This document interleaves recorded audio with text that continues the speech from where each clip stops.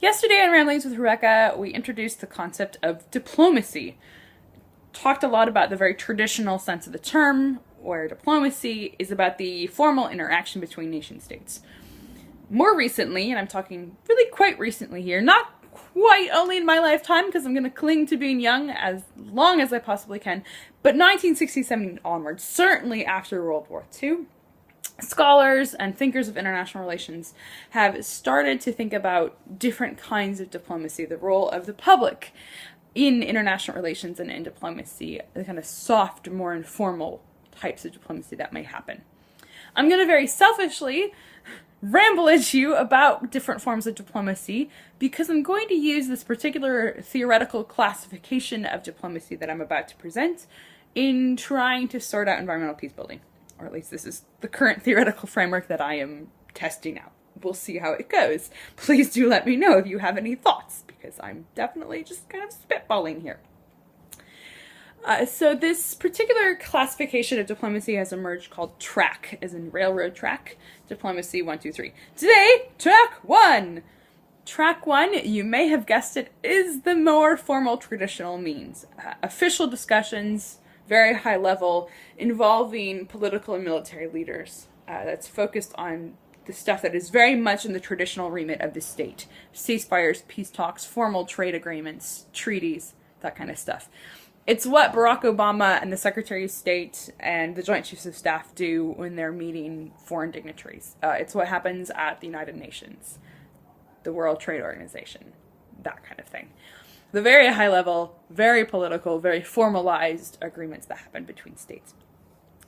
There are certainly environmental things that happen in this level of diplomacy. There's this, some scholars have used the term environmental diplomacy. There's a question of whether they really only mean the very formal track 1 stuff there. So, for example, and most of these examples will come from the Middle East, sorry, but that's what I'm doing, so here we go. Ramblings really is a very selfish endeavor. Track 1 examples of diplomacy that might perhaps be called environmental peace building, depending on where we want to take things, in the Middle East and North Africa. Think about recent negotiations over the Nile. There have been a lot of negotiations on how the Nile is divvied up, on which countries get what. Recently, a block of upstream riparians, countries on the river basin, have formed an agreement trying to get more of the water, essentially. The Nile has traditionally been very much focused on kind of more North Sudan and Egypt. Egypt's had a lot of it. Egypt is actually the downstream riparian, so it's at the end of the river.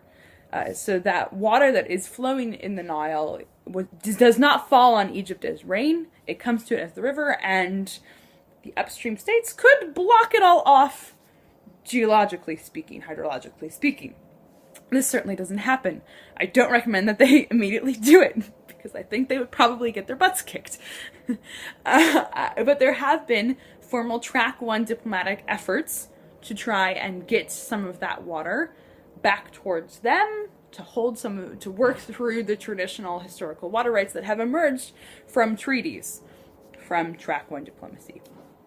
Other examples would be the Red Sea-Dead Sea Canal agreement that has recently been signed by the Palestinian Authority, Israel, and Jordan, where they're taking water from the Red Sea through a pipeline and putting it in the Dead Sea. The claimed goals are to help rebuild the Dead Sea, which has been shrinking at a really, really alarming, drastic rate from an ecological and tourist perspective. They're also working on doing things like desalinating some of the water, delivery, tourism, etc. along that pipeline. That was a lot of formal negotiations. There was a World Bank-led study that had a lot of very high-level things happening with it. Even the Oslo Accords. Oslo Accords were definitely a track 1 diplomacy, official representatives between the Palestinian Authority and the State of Israel, with, actors like the President of the U.S. helping to negotiate and, help with the signing and to some level the enforcement. That included a lot of ideas and issues around water and how those were going to be split. The Israeli-Jordanian peace treaty, again, had water in it. So all kinds of formal track 1 diplomatic efforts have included environmental. issues. Are they environmental peace building?